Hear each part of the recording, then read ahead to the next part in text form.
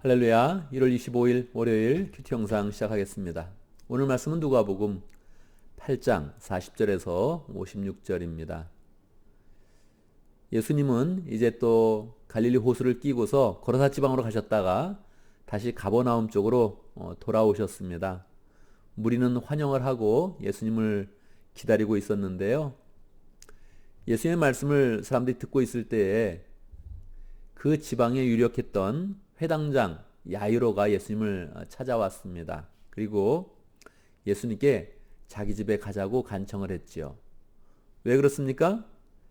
그에게는 외동딸이 있었는데 12살 먹은 건 외동딸이 있었는데 그 딸이 죽어가고 있었던 것입니다. 그래서 예수님께 저희 집에 가서 우리 딸을 고쳐주십시오. 그렇게 요청을 했죠. 예수님께서 그 요청을 받아서 그 집으로 가고 있는데 근데 12해 동안 12년 동안 혈루증을 앓았던 그런 여자가 이제 예수님의 옷을 붙잡으면서 옷깃을 붙잡으면서 병을 고침을 받게 된 것입니다. 이 두 사건은 서로 어우러지면서 하나의 그런 사건으로 연결되고 있습니다. 혈루증을 앓았다는 것은 뭐 그냥 하혈을 하는 것인데 피가 나오는 것인데 이것은 그냥 병으로서도 어려웠지만 그 당시에 구약 시대에서 부정한 것이 문제가 되었던 것입니다. 몸에 어떤 액체가 나오면 어떤 시기든 액체가 나오면 보통 하나님은 이제 부정하다. 그래서 부정한 사람은 이제 성소에도 갈 수 없고 또 부정한 사람이 다른 사람을 만질 경우에 그 사람도 이제 부정하게 되는 것입니다. 그래서 부정한 사람은 그 모든 그런 사회 활동이 제한을 받게 되는 것이죠. 12년 동안 누구를 만날 수도 없고 누구를 만나게 되면 그게 그 사람에게 해를 입히는 것입니다. 뭐 우리 코로나 환자를 생각해 보면 되겠죠. 코로나 환자로서 아픈 것도 어렵지만 다른 사람에게 전염을 시킨다는 것 때문에 굉장히 다른 사람들이 꺼려하는 거 아닙니까? 이것도 마찬가지입니다.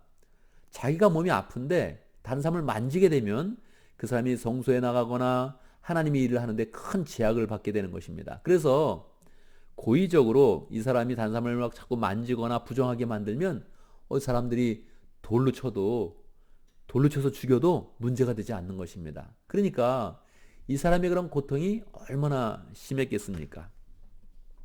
예수님께서는 이 여인의 고통을 아시고 이 여인이 예수님의 옷깃만 붙잡아도 낫는다 이런 믿음을 가졌을 때 능력을 보내서 이 여자의 그런 병을 고쳐주었던 것입니다. 할렐루야죠. 그러고 나서 사람들이 많은 그런 상황 가운데서 누가 내 옷을 만졌느냐 그렇게 이제 물어보시면서 이 여인의 그런 간증을 이제 듣게 됩니다. 그렇게 시간을 끌고 있을 때 야이로의 그런 집에서는 그 딸이 죽고 있었습니다. 그러고 나서 사람을 보내서 더 이상 예수님 뭐 이렇게 귀찮게 할 거 없습니다. 벌써 딸은 죽었습니다. 이렇게 전가를 보내왔죠.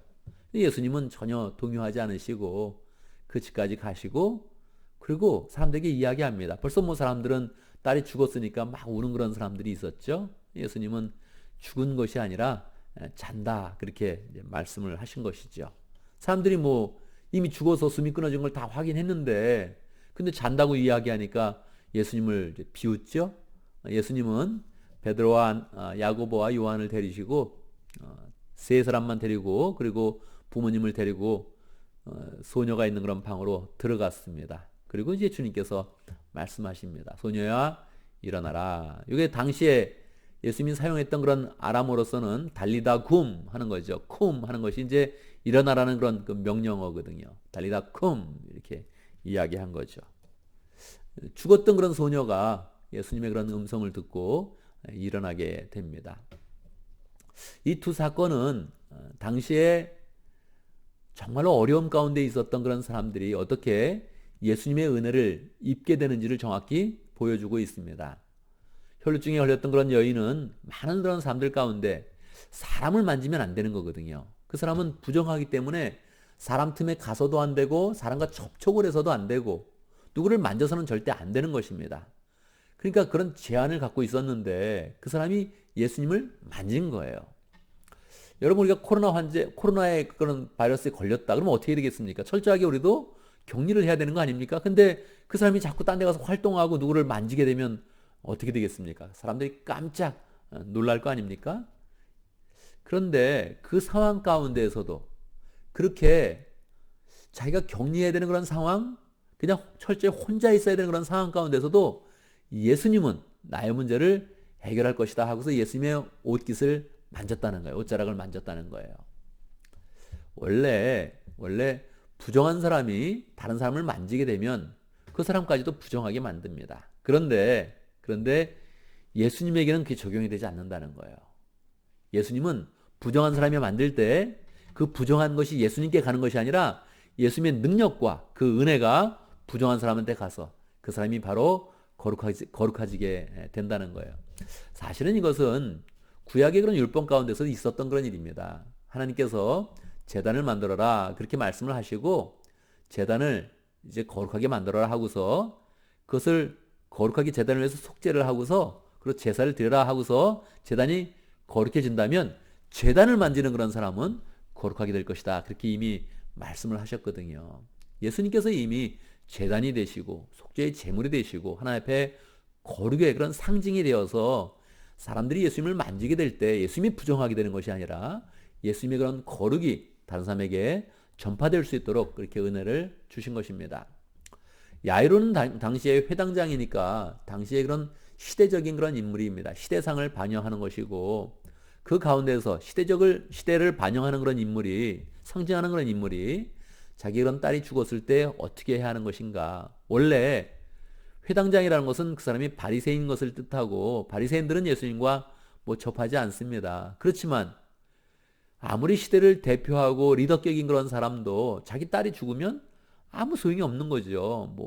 아무런 그런 삶의 의미가 없는 것이죠. 그때 예수님께 간청해서 예수님 우리 집에 와주십시오. 우리 딸에게 와주십시오. 끝까지 간청하고 중간에 혈루증에 걸린 그런 여인 때문에 중간에 그 여정이 스탑이 돼도 다시금 주님께 오시도록 간청을 해서 주님을 모셔와서 주의 은혜를 받은 그런 사건이 바로 또 야이로의 그런 딸을 고친 그런 사건입니다.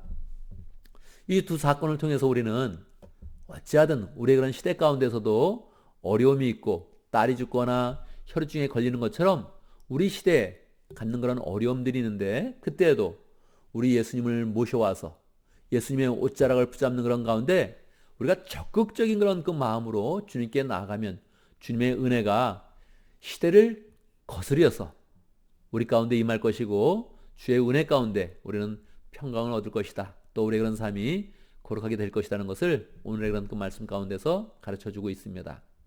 어느 시대에나 어려움들이 있죠. 어느 시대나 부정하게 되는 일, 절망적인 그런 일들이 있는데 그때마다 적극적인 그런 그 마음을 가지고 예수님께 나아가면 예수님은 그 시대에 있는 그런 모든 가치관과 모든 그런 제약들을 다 뛰어넘어서 하나님의 은혜를 부으시는 그런 가운데 사람들은 부정하게 되는 것이다 그렇게 이야기할 때 예수님은 거룩을 주셔서 우리의 그런 삶을 변화시켜 주시고 사람들은 죽었다 이렇게 선언을 하고 있을 때 모든 것이 끝났다 이렇게 선언하고 있을 때 그래도 예수님을 끝까지 모시면 예수님은 우리에게 생명을 주시면서 우리의 그런 삶을 새롭게 하는 것입니다. 오늘날의 그런 삶 가운데서도 절망적인 일, 우리를 제한시키는 일, 우리를 격리시키는 그런 일들이 있지만 그때마다 우리는 계속적으로 예수님을 붙잡으면서 주님이면 해결할 수 있습니다. 주님께서는 모든 것을 다 풀어낼 수 있습니다. 믿는 그런 가운데 주님께 매달려서 우리의 그런 삶 가운데 늘 하나님의 은혜와 거룩함과 생명력이 풍성한 복된 삶이 되기를 간절히 바랍니다. 오늘도 우리는 말씀을 통해서 기도 제목을 붙잡습니다. 우리가 주님의 은혜를 받고 고침을 받는 그런 사람이 될 수 있도록 이 시대 가운데 이 시대의 그런 상황 가운데서 우리는 제약을 당하고 격리를 당하고 외로움을 당하고 죽어가는 그런 일들이 있는데 어떤 일을 만나든 우리는 주님께 나아가서 주님의 은혜를 받고 고침을 받고 생명의 은혜를 받는 복된 삶을 살 수 있도록 기도합니다. 오늘도 우리는 목장을 위해서 기도합니다. 오늘 동아시아 목장을 위해서 기도하겠습니다. 홍성준 목자님, 김수진 목녀님, 신웅섭 선교사님 그리고 목원들 위해서 함께 기도하겠습니다. 오늘 교회를 위해서 기도하는데 우리 교회가 같은 말을 하고 같은 마음을 품고 또 같은 뜻을 품은 그런 교인들이 될 수 있도록 믿음의 가족들이 될 수 있도록 함께 기도합니다. 고린도전서에 나와 있는 그런 그 말씀이죠. 교회는 항상 같은 말을 해야 되는 것입니다. 그리고 같은 마음을 품어야 되는 것입니다. 그리고 같은 뜻을 품어야 되는 것이죠. 그러면 이야기를 나눌 때도 즐겁고 서로 이야기하는 것이 마음의 그런 시원함을 느끼고 동질감을 느끼고 또 사랑하는 그런 그 마음을 갖게 되죠. 우리가 주의 은혜 가운데서 주님이 주신 그런 목표 가운데서 자꾸 같은 말을 하고 같은 마음을 품고 같은 뜻을 품는 그런 믿음의 가족들이 될 수 있도록 함께 기도합니다. 제가 기도하고 함께 기도하는 시간 갖도록 하겠습니다. 기도합니다. 하나님, 주의 은혜 가운데서 오늘 또 우리에게 새 하루를 열어주셔서 감사합니다. 우리가 또 월요일을 맞이하여서 열정으로 열심으로 살아갈 텐데 하나님, 이 현대의 그런 삶 가운데서 우리가 당하는 건 고통과 어려움과 제약들이 많이 있습니다. 우리가 어떤 일을 만나든지 주님을 의지하며 나갈 것인데 주님께서 은혜를 주시고 주의 은혜와 생명의 능력이 우리의 모든 어려움을 다 해결할 수 있다는 굳건한 믿음 가운데서 주의 은혜를 더 풍성히 누릴 수 있도록 인도하여 주옵소서. 우리의 삶을 풀어주시고 우리의 문제를 해결해 주시고 우리의 막힌 곳을 뚫어주시고 우리의 그런 생명력 없는 그런 모든 그런 부분 가운데서 주의 은혜와 생명과 사랑을 부으시는 그런 예수님의 은혜를 풍성히 누릴 수 있도록 인도하여 주옵소서.